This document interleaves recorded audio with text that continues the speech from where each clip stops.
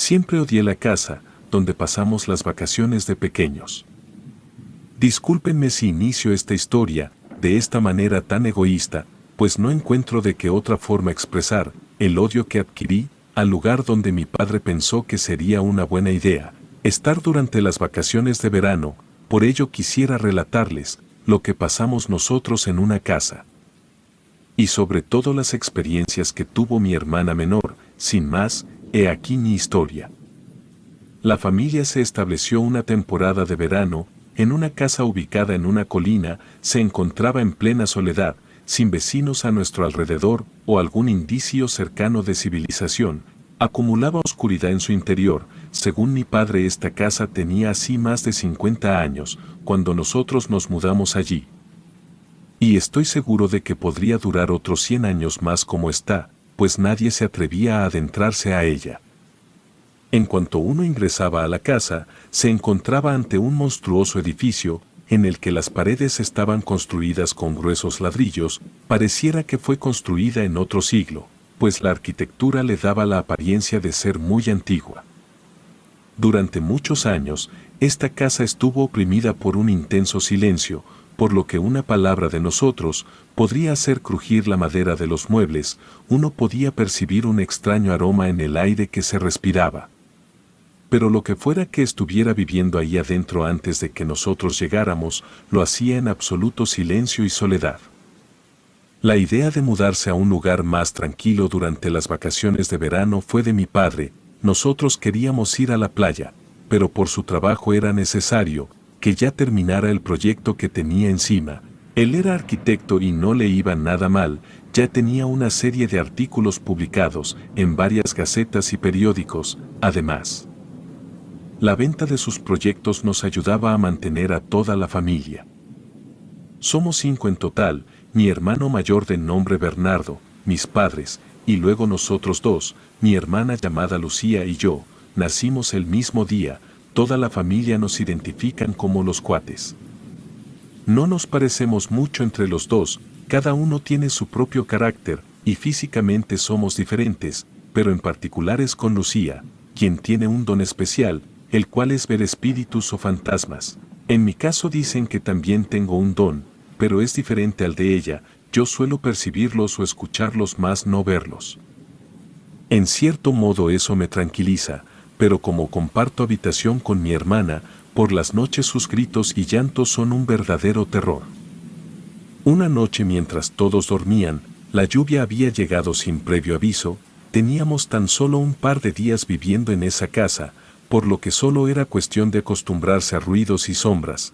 Fue cuando un sollozo me despertó. Se trataba de mi hermana, que tenía tapado el rostro con su oso de peluche. Ella dormía a un lado mío. Y estábamos apartados por un par de metros. La vi bastante intranquila, por lo que se me ocurrió preguntarle si se encontraba bien. Ella llorando me respondió que no, moviendo la cabeza de un lado a otro. Ciertamente, esto ya se había vuelto una costumbre en la familia, por eso ya sabía cómo ayudarle, y lo que tenía que hacer. Me levanté de mi cama y me acosté a un lado de ella. Curiosamente, esto provocaba que los fantasmas o espíritus que ella veía se alejaran, y una vez ya más tranquila, le pedí que me dijera qué había visto.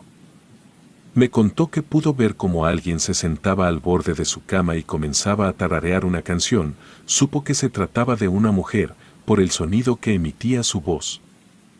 Mi hermana, al abrir los ojos, se dio cuenta que aquella mujer se le había acercado tanto a su rostro, que la tenía a solo unos centímetros de ella. Se tapó con las sábanas para ya no verla, pero esa mujer seguía tarareando frente a su cara. Mi papá ya le había comentado que cuando tuviera miedo se pusiera a rezar, y sea lo que fuera aquello que la estaba espantando se retiraría. Así que pensé en preguntarle lo más sensato para mí en ese momento: ¿sigue aquí? Ella señaló detrás de la puerta, pero yo no podía ver nada. Encendí la luz de la lámpara de noche que teníamos a un lado de nosotros, y no logré ver nada. Sin embargo, fue mi hermana quien se cubrió el rostro completo. Me quedé a su lado hasta que se quedó dormida, y yo a un lado suyo. A la mañana siguiente, lo primero que hice fue acercarme con mis padres para platicar al respecto de Lucía. Me mencionaron que la habían escuchado llorar, pero particularmente fue que escucharon que alguien cantaba dentro de nuestra habitación. Mi hermano Bernardo me comentó algo que me dejó un poco extrañado, pues me mencionó que había visto a una mujer caminar en los pasillos en puro camisón, pero no le había visto el rostro y además de eso, se encontraba cantando una canción en voz muy baja. Ciertamente esto me dejó más inquieto, pues sea lo que fuera, yo no lo había logrado percibir o escuchar algo. Justo después de desayunar, papá nos tenía una sorpresa, nos comentó que había invitado al tío Jorge a pasar un par de días en la casa y que no vendría solo, pues traería a sus hijas, mi tía y a su suegra. Nos sentíamos bastante contentos por eso, porque jugábamos mucho con mis primas, ellas eran aproximadamente de nuestra misma edad, unos 7 u 8 años, y a mí en lo particular me gustaba mucho platicar con mi tío Jorge, pues tenía muchas historias que me llamaban tanto la atención, que me mantenía entretenido bastante tiempo. Además notaba que tanto mi madre y mi padre se ponían contentos por recibir la visita de mi tío, él era el hermano menor, quien siempre se encontraba de buen humor y velaba por el bienestar de sus sobrinos. Y esa tarde llegó como nos lo habían prometido, cargado de varios regalos y sorpresas. Pero había algo que me emocionaba más de la visita de mi tío, y es que él compartía una peculiaridad similar a la que teníamos Lucía y yo. Cuando tuve la primera oportunidad, le comenté a mi tío que quería hablarle sobre lo que nos había sucedido en la habitación, sobre todo, con la intención de saber si encontraría algo que a mí se me hubiera pasado. Ya en el cuarto, comenzó a examinar cada rincón, debajo de la cama, dentro del closet. No hubo parte de la habitación que no examinara. Me comentó que se percibía una energía negativa bastante fuerte. Después de eso, se quedó callado un minuto observando una de las esquinas de la habitación. Cuando me acerqué a él para preguntarle si se encontraba bien, parecía que había despertado de un trance, me miró y se inclinó, para decirme que cuidara a Lucía bastante bien. Se levantó y miró de nueva cuenta a la esquina, en ese momento elevó la voz y maldijo al ser que estaba viendo en ese momento. Yo no podía ver nada anormal, ni mucho menos percibir algo, pero mi tío prosiguió insultando a lo que estuviera ahí. Se quedaron a dormir esa noche. Mi tío le pidió a mi padre que lo dejara descansar en nuestra habitación, a nadie le pareció nada extraño, por lo que accedieron a su petición. Al día siguiente, mi tío Jorge se quejó de un dolor intenso en la espalda, mencionaba que sentía que tenía una carga muy pesada, mi padre le pidió que se quedara un día más, pero él insistió que no podía. Además tenía que llevar a su suegra de regreso a su casa, y era un largo trayecto. Esa noche mientras todos estábamos dormidos, nuevamente me despertó mi hermana Lucía, pero ahora no fue con un llanto, sino con un grito terrible que me asustó tanto, que me despertó por completo. Le pregunté qué estaba sucediendo, pero ya no me decía nada, solamente apuntaba hacia el techo, y yo volteaba y no veía nada, pero inmediatamente mis padres ingresaron a la habitación y detrás de ellos Bernardo. Le preguntaban qué sucedía o qué pasaba, pero ella simplemente apuntaba hacia el techo, la tranquilizamos y por fin nos comentó que había visto a mi tío Jorge pegado en el techo de la habitación, estaba golpeado con ambos brazos extendidos a los lados y que no respiraba. Mi padre le comentó que podía tratarse de una pesadilla, debido a lo que había pasado un día antes, y que era necesario que tratara de descansar, y que mañana a primera hora se comunicaría con mi tío Jorge, para que nos aseguráramos que todo estuviera bien. Lucía se quedó completamente dormida.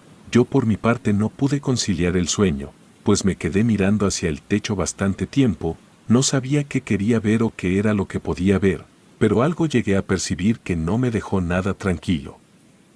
A la mañana siguiente, una hora antes de que mi padre llamara a su hermano, tocó la puerta un policía. Bernardo fue el que abrió la puerta, y le comenté a mi padre sobre la presencia de este señor. Pidió hablar con mi padre a solas, y al fin de varios minutos, mi papá regresó con un semblante muy diferente. El policía le comentó que mi tío había sufrido un accidente bastante grave, la camioneta en la que iban se volcó por completo y en ella fallecieron mis primas, mi tío Jorge y su esposa, quedando con vida su suegra a quien se habían llevado a urgencias de forma inmediata. Esto obviamente tomó por sorpresa a toda la familia, pues no sabíamos qué había pasado o qué había ocurrido.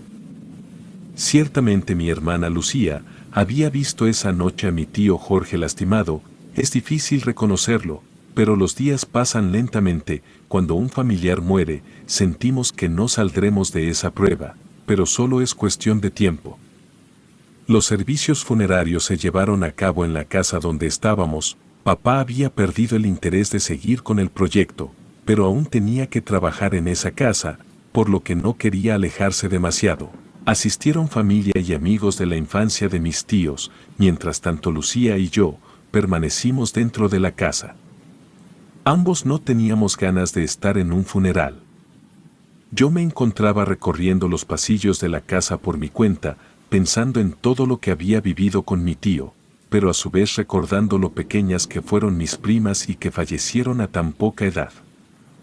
Y en eso pude escuchar un tarareo, pensé que se trataba de mi madre, o quizás de Lucía, quien estuviera cantando, pero de una de las habitaciones vi salir a una mujer con camisón largo, no parecía que caminara, sino más bien que flotara. Sentí que la respiración me faltaba, y en eso se esfumó de mi vista aquella mujer. Corrí para contarle a Lucía lo que me había pasado, y ella me dijo que también la había visto, e incluso había entrado al cuarto, para advertirle que no se metiera con ella, o nos pasaría lo mismo que a nuestro tío Jorge. Decidimos contarle a mi madre lo que pasaba, y ella comenzó a tomar cartas sobre el asunto. Ella se sentía bastante inquieta por estar en esa casa, debido a que ya eran varias cosas las que nos habían sucedido. Así que pidió a mi padre que llamara a alguien que nos ayudara a bendecir la casa. Ciertamente eso me ayudó a tranquilizarme. Pero yo veía a mi hermana que ella aún se mantenía muy nerviosa. Decía que en todo momento veía sombras y que al lado de su cama había gente parada, y por más que rezara como lo sugirió papá no le funcionaba. El espiritista llegó al día siguiente, colocó inciensos y otros artefactos que no recuerdo bien cómo eran, y pidió que le señaláramos donde había sido la mayor actividad. Le indicamos que se trataba de nuestra habitación. Al ingresar a ella, mencionó que notaba una fuerte energía negativa. Era como si la misma casa le dijera que no nos quería ahí adentro. En eso una de las velas que estaba usando se quebró por sí sola en dos. Luego le siguieron las demás, hasta dejar todas las velas quebradas. Le comenté a mis padres que era necesario que se fueran de esa casa. Lo que había ahí era más fuerte que cualquier cosa que se hubiera enfrentado. Creo que esto se lo debo a mi tío, que en paz descanse. Mi papá aún no quería devolver la casa, pues aún tenía trabajo. Sin embargo, tuvimos la visita repentina de la suegra de mi tío, quien pidió hablar con todos nosotros. Nos contó lo que había sucedido la noche del accidente. Aunque era de noche, Jorge manejaba muy bien y sin problema. Nos estaba contando lo que había visto en la habitación de los niños, y que se trataba de algo peligroso, y que en la primera oportunidad que tuviera, regresaría con algo de ayuda, o a persuadir a su hermano para que abandonen la casa. Fue cuando una mujer de largo camisón se atravesó en la carretera, provocando que Jorge diera un volantazo, provocando que se volcara la camioneta. Mi padre terminó convencido, de algún modo, de que la existencia de algo fuerte existe ahí, y que no podía hacerle frente y nos estaba sacando de ese lugar. No tuvo otra opción más que abandonar el proyecto y regresarnos.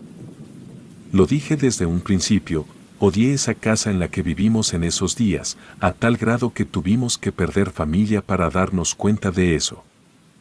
Ahora mi padre trabaja en las constructoras como ingeniero de proyecto, y nos mantenemos en un lugar más estable, pero aún por las noches tengo la sensación de que escucho ese tarareo. Relato escrito y adaptado por Lengua de Brujo.